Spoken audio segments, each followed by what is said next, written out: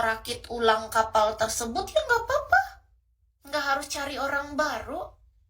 Iya, harus kerjasama. Gini loh, kita tuh terkadang mengambil keputusan tuh cuma ngikutin orang biar terlihat keren, biar sama kayak orang. Nggak perlu.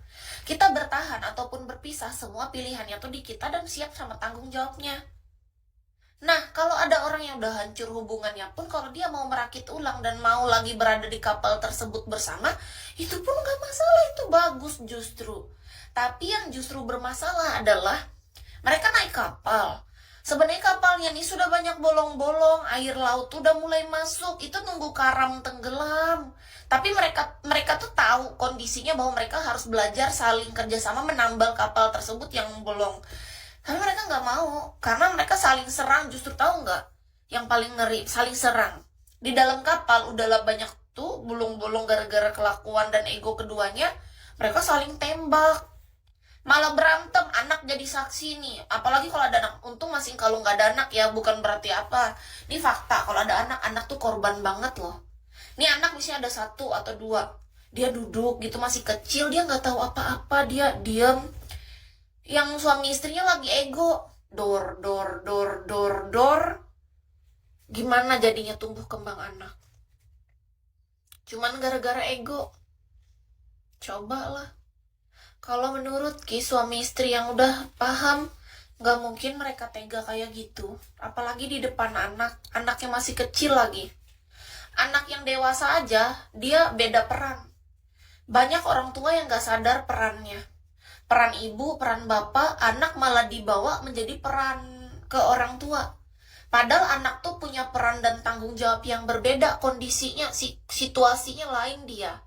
Iya, jadi gini, di dunia ini kakak pernah nggak nemuin?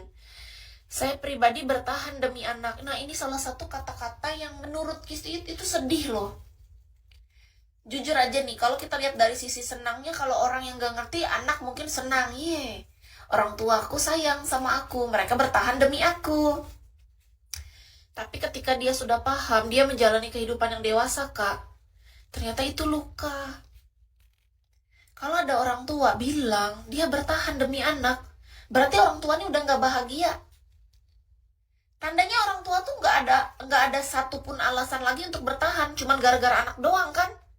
Coba kita mikir secara logika gini, kalau anak yang masih kecil dia nggak ngerti. Ye, orang tua aku bertahan demi aku. Itu yang pertama. Kedua, di kartu keluarga dia masih bangga. Ye, bapak ibuku lengkap. Ada ayah, ada ibu, ada anak. Ye, keluarga aku utuh. Di kartu keluarga. Tapi faktanya, di lapangan nggak kayak gitu. Karena apa? Karena antara peran suami istri kan sudah hilang. Kenapa bisa dibilang hilang? Pasangan yang sudah memikirkan bahwa dia bertahan hanya karena anak, satu nih, karena anak. Artinya sebenarnya tidak ada alasan untuk mereka berdua bertahan. Karena alasan yang paling terkuat menurut Kis ya, ini pandangan Kis nih. Mohon maaf nih kalau salah, ini pandangan Kis aja sendiri ya, asumsi lah. Sudut pandangnya Kis menilai sesuatu gini, kalau ada suami istri bertahan bukan karena anak. Nanti dulu pertimbangan anak ini adalah poin kesekian, bukan berarti anak tidak penting. Anak butuh dipertimbangkan, tapi mohon maaf bukan yang pertama.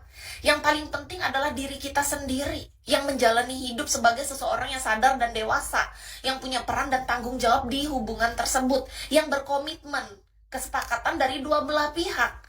Nah, ini suami, ini istri. Oke, aku bertahan sebagai istri, aku bertahan sebagai suami. Karena apa? Karena aku dengan sadar sebagai orang yang dewasa, yang punya tanggung jawab, yang harus menjalani hubungan ini dengan sangat baik.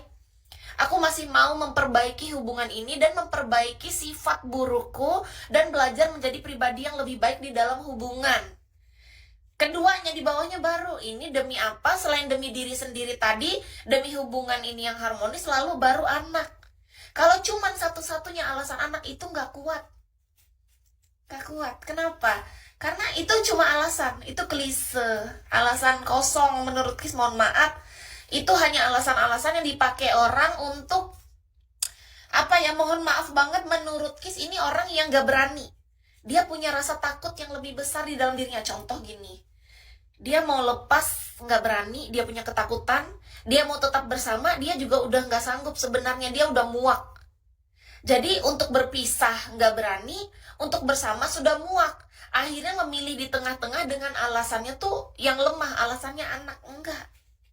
Menurut Kis pribadi, alangkah baiknya bertahanlah